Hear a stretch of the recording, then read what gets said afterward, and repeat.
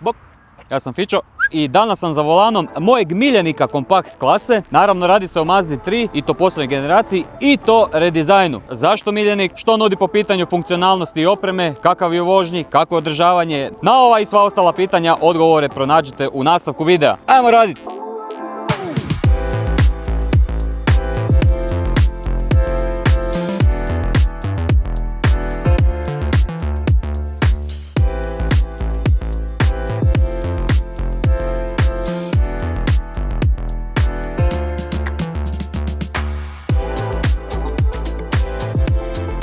Zašto miljenik? Prvenstveno zbog izgleda, jer doslovno odskače od svih ostalih konkurenata i izgleda mi vrhunski. Doslovno ne znam jel mi bolje izgleda u ovakvoj hatch izvedbi ili kao sedan. Ista stvar se nastavlja i unutra gdje radi vozačke pozicije i samog izgleda interijera stvarno izgleda barem klasu iznad, a meni osobno bolje i od njemačkih premiuma. Kako vama izgleda? Pišite dolje. Naravno izgled je samo izgled i vožnja će uvijek biti bitnija, ali tu ima što za ponuditi. Što konkretno? Ostanite sa mnom pa ćete otkriti. I opet napominjem, ako vas zanima ovaj sadržaj, pretplatite se, ama baš ništa vas ne košta, a meni je ogroman vjetar u leđa da snimam dalje. Primjerak na testu nam nosi oznaku E-Skyactiv X186 AVD. Što znači da se radi o mild hibridu koji se bazira na atmosferskom benzincu, doduše ne čistom atmosfercu, ali o tome ćemo naravno u vožnji, potpomognutim elektromotorom te u kombinaciji razvijaju 186 konjskih snaga i 240 Nm okretnog momenta, što Mazda prenosi na sva 4 kotača uz pomoć 6-stupanjskog ručnog mjenjača. Testi primjerak dolazi u paketu opreme pod nazivom Homura, koja bi bila neki srednji paketi koji realno daje svu opremu koja bi trebala biti u modernom kompaktu, uz dobar sportski izgled kojem dodatno doprinosi nadoplaćeni paket spoilera, a koji uključuje agresivnije branike i side skirtove, odnosno agresivnije lajsne pragova. Moram samo napomenuti jedan apsurd koji dolazi s Homurom, a taj je da u tom trimu nije moguće odabrati LED dnevna svjetla, već dobijete ove halogenke i onda imate šarene prednje farove s obzirom da su kratki i dugi snop u LED tehnologiji. A kad smo kod kratkog i dugog snopa, osim što su full LED, dolaze i s funkcijom automatskog uključivanja, odnosno isključivanja dugog snopa i mogu reći da svoj posao odrađuju čisto korektno. Ključ Mazde 3, čak možda vizualno nije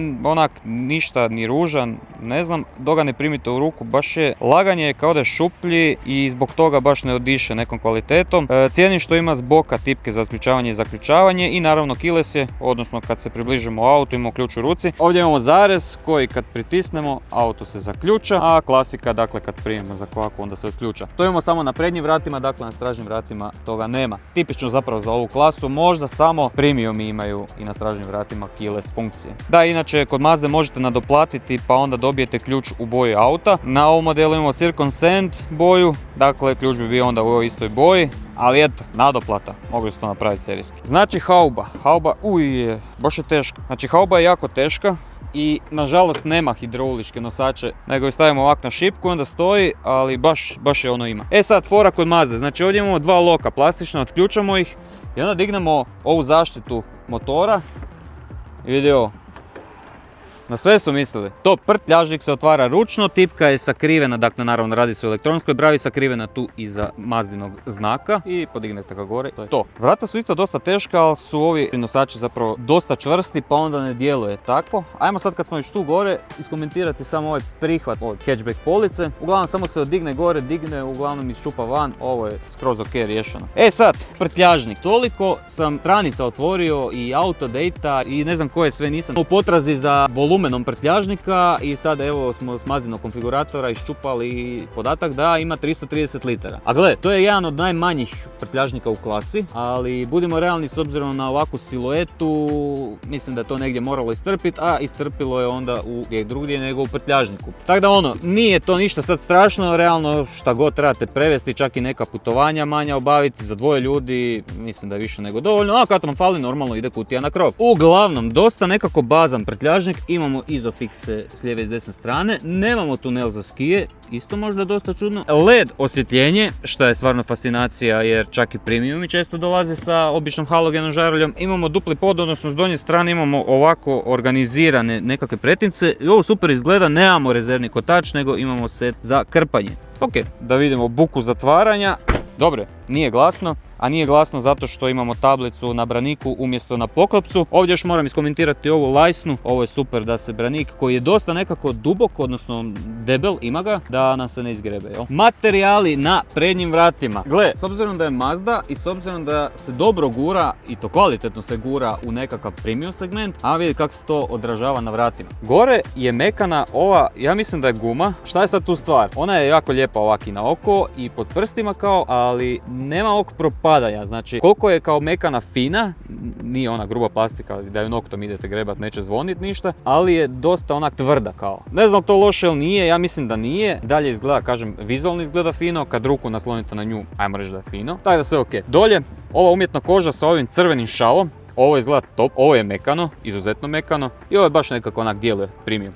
Dolje imamo ovo, pa pretpostavljam da je plastična lajsna ovako u nekakvom metalnom finišu, ali isto izgleda dobro, malo onako razbije, napravi nekakav kontrast. Kvaka u nastavku i sad ovdje ovaj japanski, ne znam kako da ga nazovem, čudno, ali nije toliko uočljivo kao što je u Corolli, na primjer u Toyoti. Uglavnom, mehanizam zaključavanja, dakle nekakva kao ono, indikator zaključavanja, ajmo ga tak nazvat. Ok, nemam ništa protiv toga, samo onako u današnjem dobu čudno, ali milion svjetlosnih godina bolje od ovog tu pipca kojeg ono, ili potrgate ili zapinjete stalno za njega. Znamo koji auti to imaju, bez brige. Ovo tu nam je tkanina, jednostavno nekakav štof. Ok, mekan pod prstima, iako vidimo ovdje ima tendenciju isto da se malo zaprlja, ali fino je.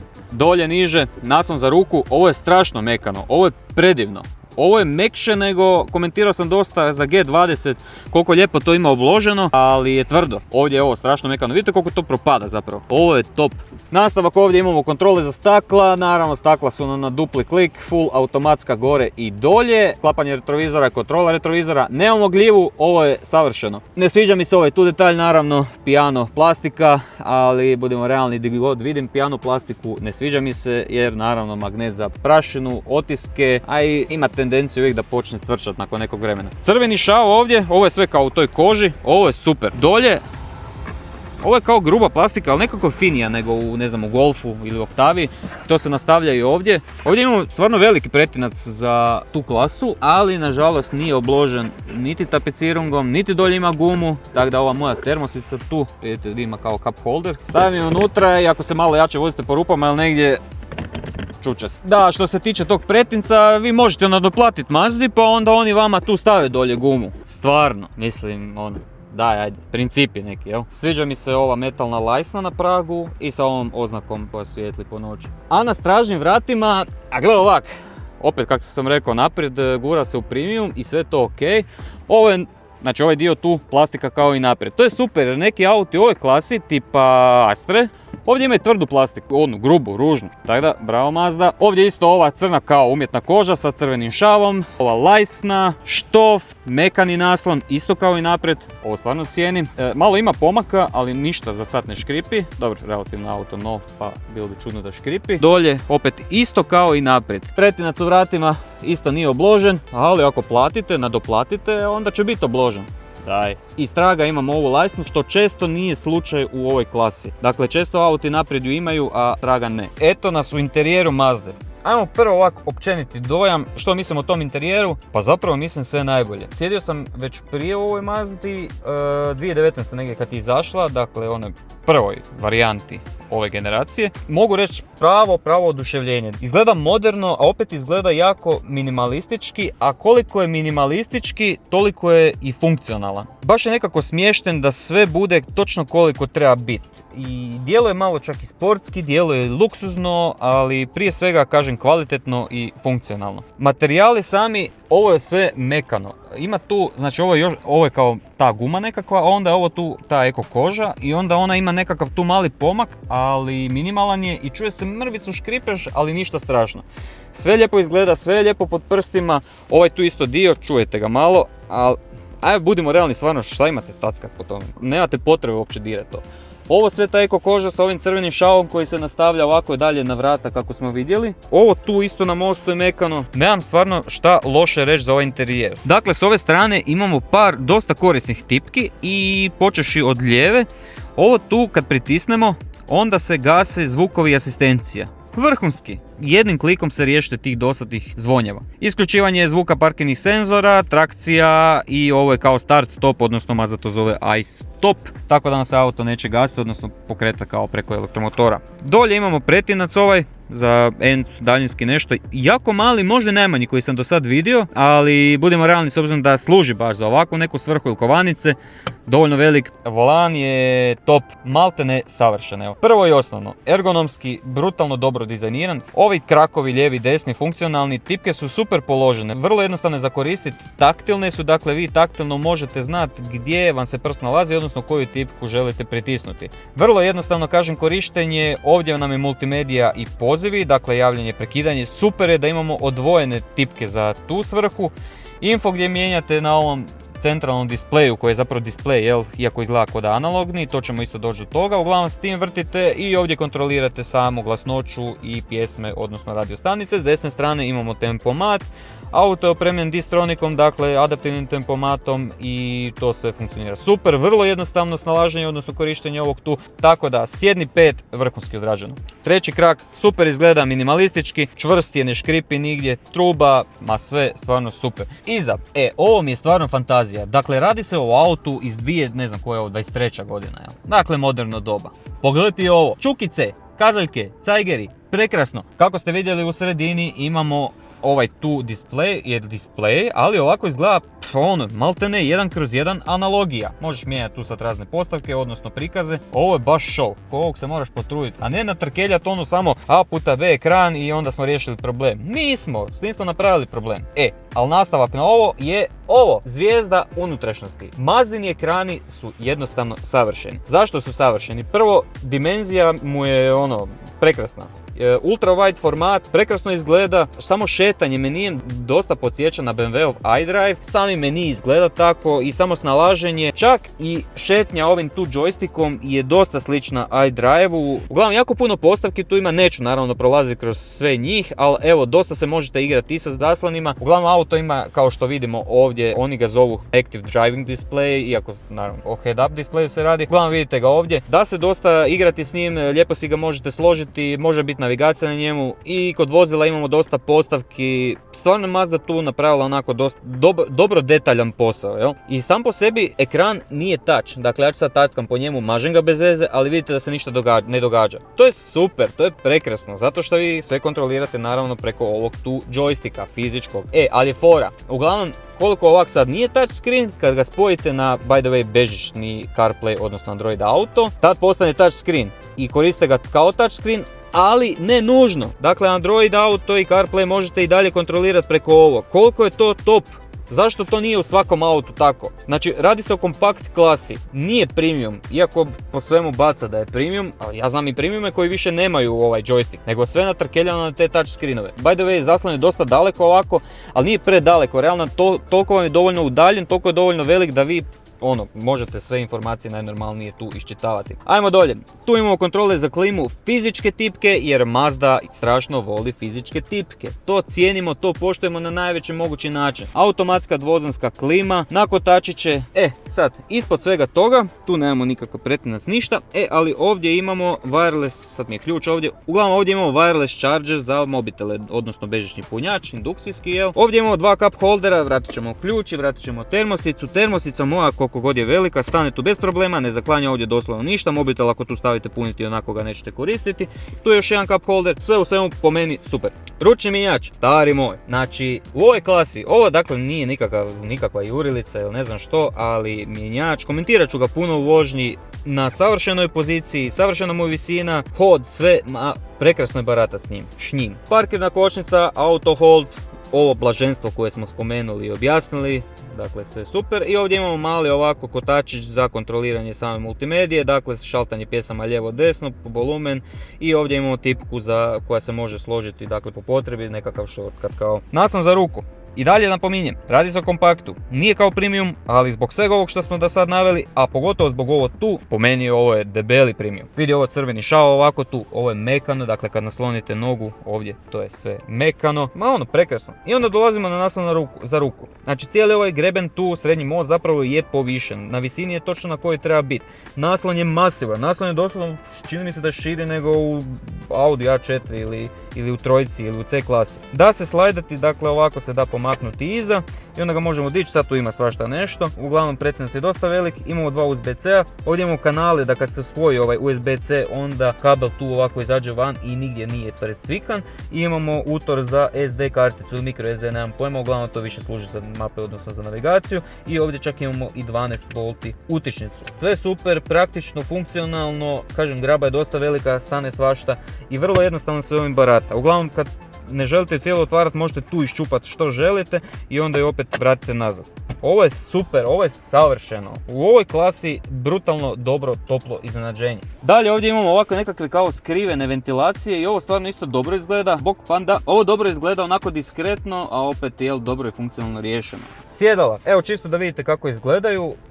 Možda na oko ništa onako specijalno, znam, ekskluzivno, ništa onako posebno tu sad ne izgleda. Ovaj tu profil bočnice, znači naslona za leđa su dobro izbačene, dok ove donje mi nešto ne izgledaju tak. Kakva su u vožnji, kako se voze, naravno pričat ćemo u vožnji. S gornje strane naslon za glavu, mekan je, to mi se sviđa, možda ga isto spomenem u vožnji, ali nemam tu šta posebno komentirati. Ovdje s gornje strane imamo pretinac za naočale, ovo je super feature.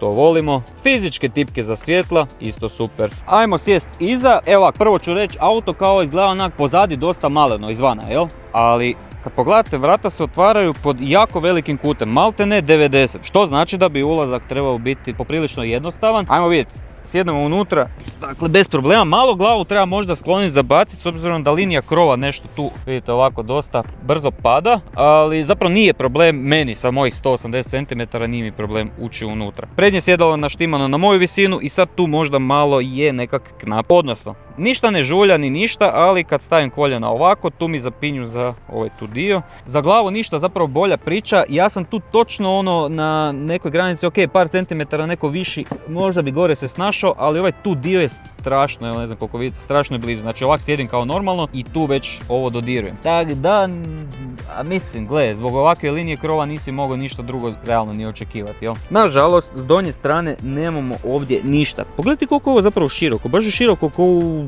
ne znam, klasu 2 čak većim autima. Uglavnom, nažalost, nemamo ni otvore za ventilaciju, niti USB-C, ni 12 V čak, ama baš ništa. To mi se baš ne sviđa, mislim, ok, ovo realno nije auto za stražnje putnike, ali da, šteta. Još jedna čudna stvar, vidite ovdje, dakle suvozačko sjedalo ima ovaj tu pretinac džep zapravo u naslonu. Na vozačkom sjedalu tog nema. Why? Zašto? I imamo naslon za ruku, to volimo, dva cup holdera, vratimo ga unutra, sjedala su sklopiva 40, odnosno 60-40 u ovom slučaju i vidite kako se to odvija. Kao što smo rekli, tunel za skije nemamo. Sve smo rekli na mjestu, ajmo se voziti. I eto nas za volanom naše Mazde. Dakle, prvo što moram reći za ovjes je da straga nemamo multilink, nažalost. U samoj vožnji ovak nekako i pitomoj normalnoj to i nije tolika drama. Zašto? Zato što po ovakvoj, evo sad na primjer tu smo u Samoboru po ovim kockama, jel? Daleko od neudobnog. Stvar je u tome da jako dobro odrađuje neravnine, jako ima dobro složen rebound i on koliko god brzo odradi taj pomak koji treba odraditi, odradi ga nekak pitomo, nema tupih udaraca, nema ništa. Uglavnom, u tom segmentu je ovdje stvarno jako dobar. I kažem, nije problem što nemamo multilink. Ali doći ćemo gore do zavoja i tamo se možda onak osjeti taj nedostatak multilinka, a osjeti se prvenstveno iz razloga jer, mislim, cijeli auto odiše tim nekakvim, ajmo reći, sportskim štihom, vozačkim štihom, vozačkom filozofijom i od samog volana do mjenjača, do gasa, odnosno motora i onda zbog svega toga imam osjećaj kao da taj stražni dio jednostavno ne prati sve te ostale komponente kak bi trebao pratiti. Nije strašno, nije toliko jako naglašeno, ali u određenim situacijama dolazi do izražaja. Doćemo do zava i vidjet ćemo kako se to stvarno manifestira. Sama preglednost u autu, s obzirom da je auto tak nekako izvana vizualno dosta nekako izaobljen, istisnut, spljošten i zbog svega toga izgleda izuzetno dobro, izgleda izuzetno drugačije od svih ostalih konkurenata u klasi. I zbog toga bi rekli kao da i možda preglednost u autu i nije baš nešto onak najbolje ispala, ali zapravo uopće to nije slučaj. Barem ovdje na vozačkom mjestu, dakle naprijed, lijevo, desno, vidite sve što treba. Iako su stakla, dakle lijevo i desno, nešto onako manja i izvana i iznutra, kroz njih realno vidite sve što trebate vidjeti. Retrovizori su dovoljno veliki, tu stvarno ništa ne predstavlja nekakvu poteškoću ili problem. Malo je čudno kad pogledam prema iza u retrovizor, dosta je sve nekako mračno i iza za stražnje putnike je dosta nekako tamnije, prvenstveno zbog ovog crnog neba, ali i zbog zatamljenih stakala. Sva tri straže dakle su zatamljena i to dosta su zatamljena i onda pogled prema iza je nekako baš onak taman. Sama veličina retrovizora srednjeg i stražnjeg stakla je dovoljna, odnosno vidite tu sve što trebate vidjeti, ali problem imamo kad se pokušavamo baciti negdje, znači pogotovo na desnu stranu, C stup je masivan, baš je onako, ima ga fajn. Čak mislim, čini mi se da je najveći od svih koje sam do sad recenzirao. Čak i od Cupre, i Leona i Formentora. Ali s obzirom da auto ima senzore mrtvog kuta, onda to zapravo i nije toliki problem. S obzirom da po tim indikatorima onda znate jel vam se neko nalazi u mrtvom kutu ili ne. Možda eventualno bi problem mogao nastati pod nekakvim oštrim ubacivanjem, dakle pod oštrim kutem, gdje onda kad se vi okrenete tu imate doslovno pravi taj blind spot gdje ne vidite ama baš ništa. I onda možda može doći do potrebe da se malo onako izmičete, pomičete, odnosno namještate da uspijete nešto uloviti kroz prednje, odnosno stražnje staklo, bočno, jel? Sama udobnost, sjedala sam rekao na oko, vizualno možda ne izgledaju tak nešto specijalno, show u Takumiju je to onak malo ipak razina gore, ali mogu priznati da su udobna, lijepo se sjedi u njima i čak taj dio sportske, štiha, sportske nastrojenosti, dobro odrađuju. Hoću reći zapravo da donji dio, iako bočnice ne izgledaju izraženo, osjetim ih tu u butinama, vrlo su blizu, drže mi donji dio tijela jako dobro, onako na mjestu zapravo, nemam osjećaj da ću negdje poletiti, da se kližem, ništa od toga. Doslovno kak treba biti, tak i je. Naslon za leđa, isto tako, tu su bočnice kao što se i vidi zapravo još više izražene, njih pogotovo osjetim u jačem zavoju kad ga i stvarno krenete žustrije voziti, vi ste kompletno na mjestu. Nije kao u bucket seatu, nije ni za očekivati, autu nije prvenstvena namjena da bude, nije nekakva jurilica, ali ovo koliko on daje tog vozačkog štiha, točno toliko sjedala mogu i pratiti. I po meni je onda to skroz dobro iskalibrirano. I sad dolazimo do ovih zavoja i ajmo se uloviti glavne zvijezde ovog auta, a to je ajmo ga nazvati atmosferac, koji jednostavno se želi i voli vrtiti i vuče vas kod svakog pokreta papučice da ju stisnete još i da ju ne puštate, znači vrti se zauvijek.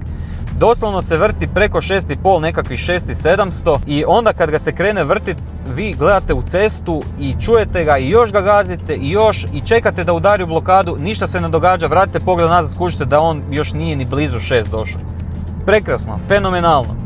Moram se malo dotaknuti funkcije tog motora, iako se zove atmosferac, odnosno nije potpomognut, odnosno ne diše preko turbine, ima jako mali supercharger, doslovno nekakav kompresorčić koji čak se čuje u vožnji kad ga malo jače nagazite. Sad ću ga vratiti u drugu, ne znam hoćemo ga uspjeti čuti, odnosno hoćete ga pokupiti vi preko mikrofona. I imamo kombi ispred sebe i sad nećemo napraviti ništa. No dobro, ali uglavnom to hoću reći. Motor jednostavno koliko nije turbak, ima taj mali supercharger. Evo sad se čuje whine.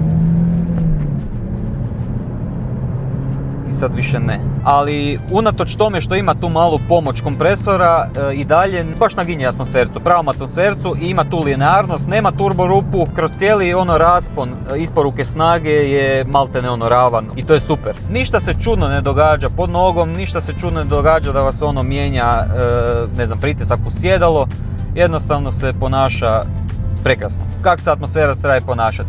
A sad koliko točno ovaj supercharger tu njemu daje ičeg osjetljivog, ja to trenutno baš ne mogu skužiti. Kažem, baš se ponaša kao tipični atmosferac.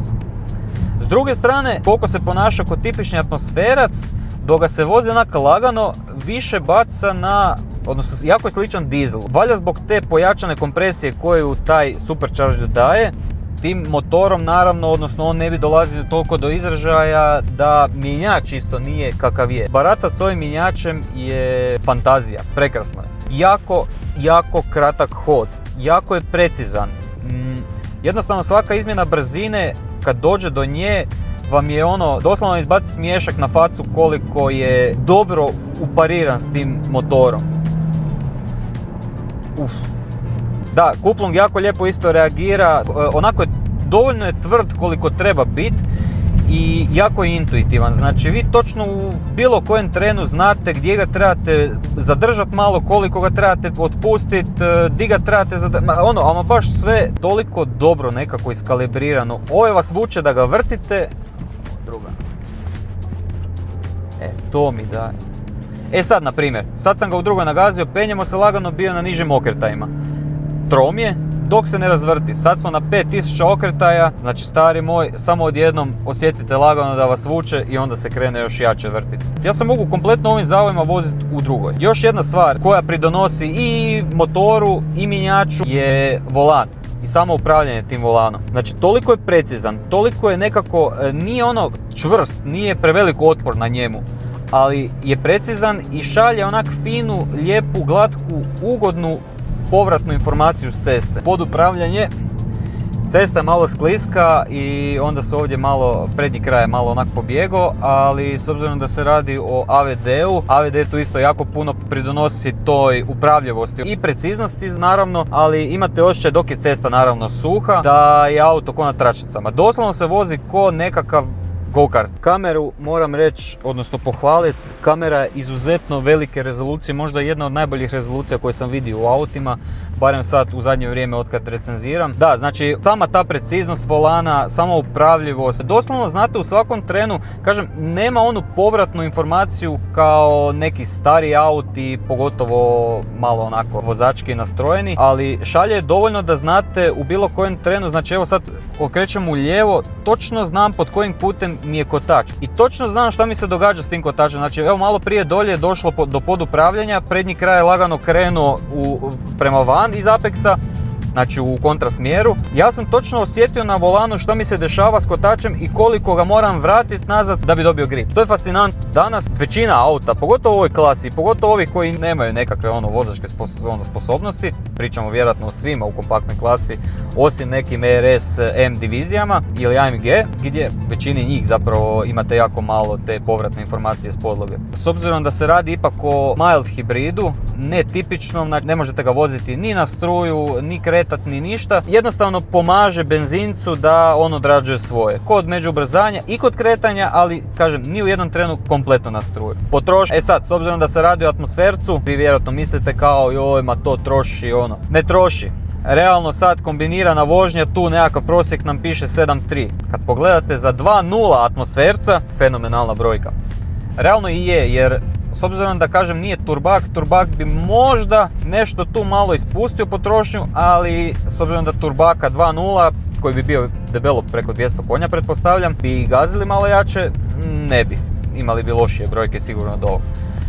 Zašto kažem da su dobre brojke? S obzirom da je 7.3, kako sam rekao, kombinirana vožnja, znači i grad, i autocesta, i otvorena cesta, čisto ok prosjek, a s obzirom da je auto zaigran i vrti se i sve lijepo se vozi, onda imate isto malo onak volju, želju, tendenciju gazit ga. Ako ga želite paziti, nekakva otvorena cesta, autocesta do 130 otprilike, vi njega možete držati oko 5 bez najmanjeg problema. Tako da, kad ga trebate za nekakav gušt, za nekakvu igru, tu je, spreman je i dalje će držati potrošnju nekakvim normalnim granicama, a kad želite šparat, kad se želite voziti ekonomično, opet bez problema dotjerate ga do tak nekakvih lijepih brojki da realno kad pogledaš u svakom segmentu potrošnja mu je jako dobra. Sad, još jedan dio tu koji zove na taj gas i sve, ali nije samo ni zbog sportskog štiha, nek vrlo bitno meni i zbog udobnosti, papučica gasa. Rekao sam da, ne znam u kojem BMW-u sam rekao da ću se truditi to komentirati u svakom autu, prvenstveno ovima koji imaju, taj dojam vožnje, sama ergonomija, znači da ni ne dolazimo do onog